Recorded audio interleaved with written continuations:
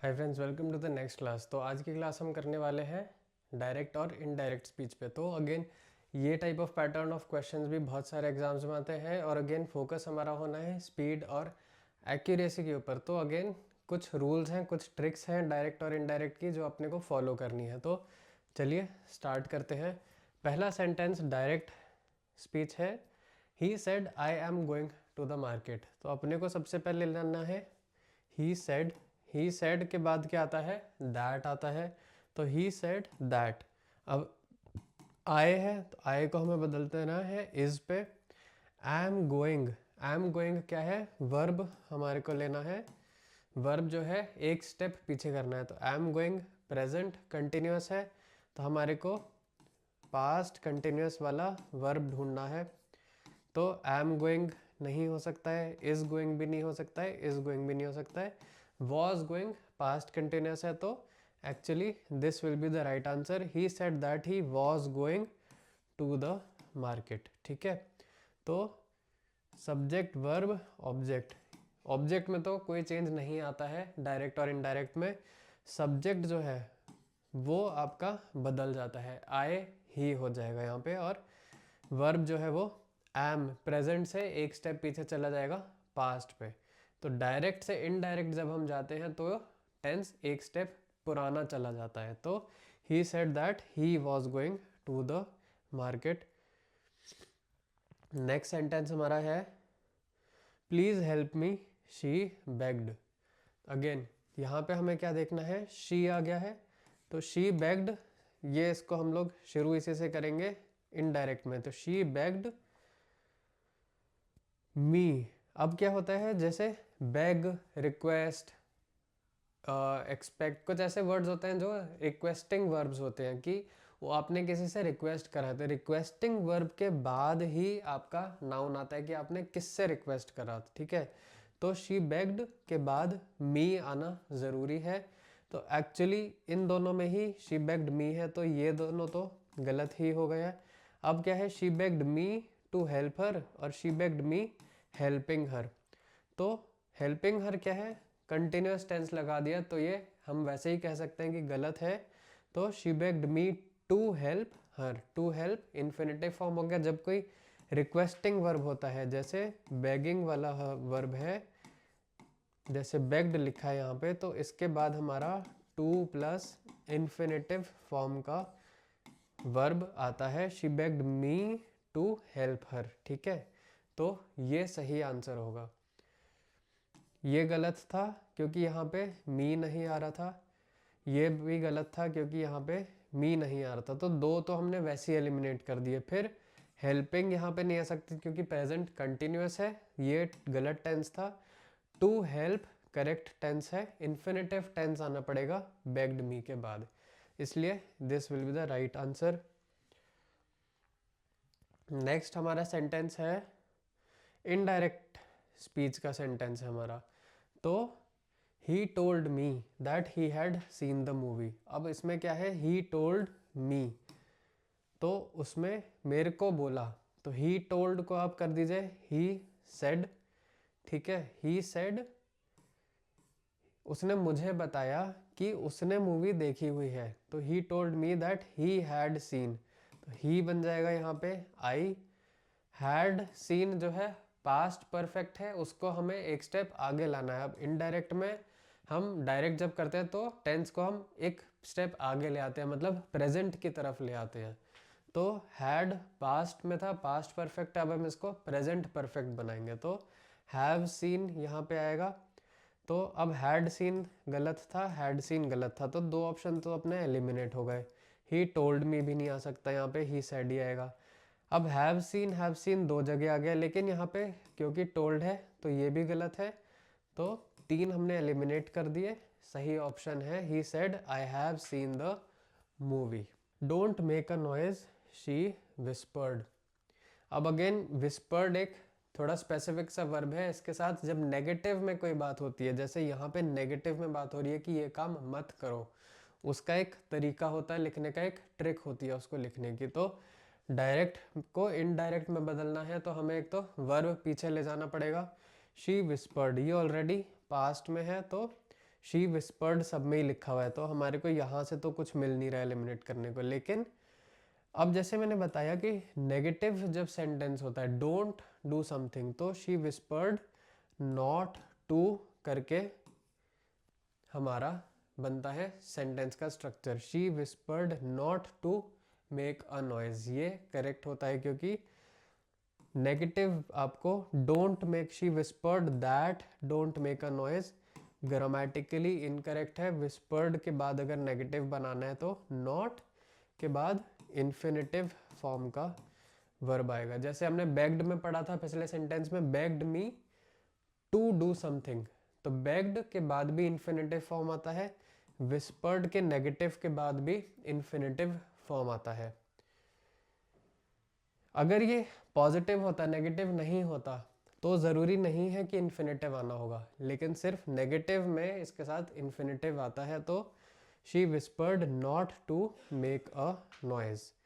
अब she whispered me नहीं आता है क्योंकि विस्पर के साथ सब्जेक्ट वो नाउन यूज नहीं होता है कि आपने किसको विस्पर करा। बेग्ड के साथ होता है क्योंकि आप किसी को कर रहे हो, वो एक रिक्वेस्टिंग टाइप का वर्ब है। लेकिन विस्पर जो है वो रिक्वेस्टिंग वर्ब नहीं है, तो यहाँ पे नहीं आएगा, तो ये सेंटेंस हमने एलिमिनेट कर दिया है। शी विस्पर्ड नॉट, यहाँ तक ठीक था, लेकिन मेकिंग नहीं होगा, नॉट के बाद इन्फिनिटिव फॉर्म आता है, तो ये भी गलत हो गया। और विस्पर्ड दैट डोंट, ये भी गलत है रूल के हिसाब से, तो ये तीनों एलिमिनेट हो गए हैं और ये हमारा करेक्ट ऑप्शन बच जाता है। अगर आपको डायरेक्टली ये रूल पता भी है तो भी आप ये सब भी देख सकते हैं और इनको भी आप एलिमिनेट कर सकते हैं। वैसे इनडायरेक्ट स्पीच का सेंटेंस है, they said that they were going on a trip again. अब इसको शुरू करते हैं, दे सेड, तो दे सेड तो दे सेड ही रहता है, दैट की जगह अब दे वर मत दे बदल जाता है वी में। उन लोगों ने बोला था कि वो लोग जा रहे हैं, तो उन लोगों ने जब एक्चुअली में बोला होगा तो उन लोगों ने बोला होगा कि हम लोग जा रहे हैं, है ना। तो हम लोग क्या होता है, वो बन जाएगा वी। अब वर गोइंग हुआ पास्ट कंटिन्यूअस, तो अगेन इसको हमें प्रेजेंट कंटिन्यूअस में चेंज करना होता है। इनडायरेक्ट से डायरेक्ट लाने में हमें पॉजिटिव प्रेजेंट की तरफ टेंस को लाना होता है, तो वर गोइंग बन जाएगा आर गोइंग और ऑन अ ट्रिप। अब यहाँ पे हम देखें वर गोइंग तो गलत ही है, विल गो फ्यूचर हो जाएगा, आर गोइंग यहाँ तक भी ठीक है, to go on a trip, तो ये तो गोइंग और गो दोनों सेम हो गए, रिपीट हो रहे हैं, 2 बार आ रहे हैं, इसलिए ये भी गलत है। तो इन तीनों को हम एलिमिनेट भी कर सकते हैं और यहाँ से सही ऑप्शन डायरेक्टली सिलेक्ट कर सकते हैं। डायरेक्ट स्पीच का सेंटेंस है, I will help you tomorrow he promised.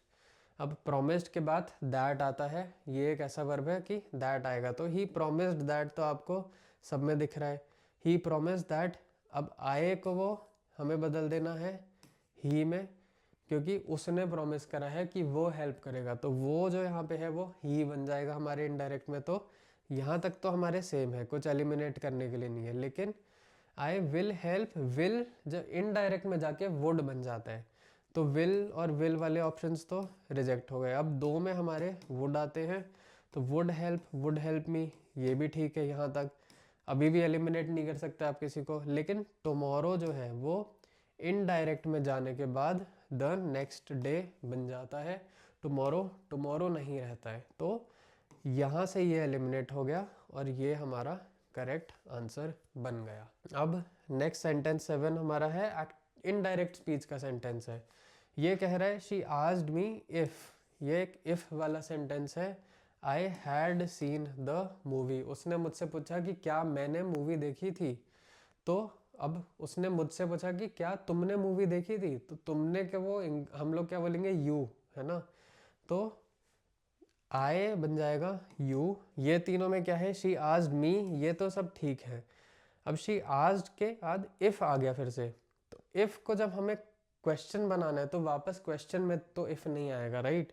तो यहाँ पे ये ऑप्शन तो हमारा एलिमिनेट हो गया। अब शी आस्क्ड मी तक सब सेम है, ठीक है। अब यहाँ क्या है, if I had seen the movie, तो पास्ट परफेक्ट का सेंटेंस है, तो अब ये हैव यू सीन आ जाएगा या फिर डिड यू सी आ जाएगा या फिर you have seen the movie. ये तो गलत है क्योंकि हमें वर्ब पहले लगाना है, क्वेश्चन पहले लगाना है। यहाँ पे सब्जेक्ट नाउन पहले आ रहा है, तो she asked me you have seen the movie, एक गलत है यहाँ पे हमारे को, राइट। वर्ब या डिड ये पहले लगाएंगे, तो ये भी एलिमिनेट कर देते हैं हम।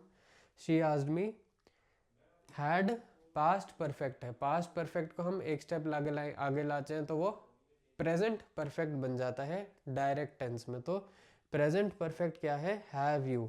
Did you again simple past हो गया, तो ये भी गलत है। तो ये 3 एलिमिनेट हो जाते हैं और this will be the right answer. चलिए सेंटेंस 8 देख लेते हैं। सेंटेंस 8 क्या है, डायरेक्ट स्पीच का है। What is your name, he asked.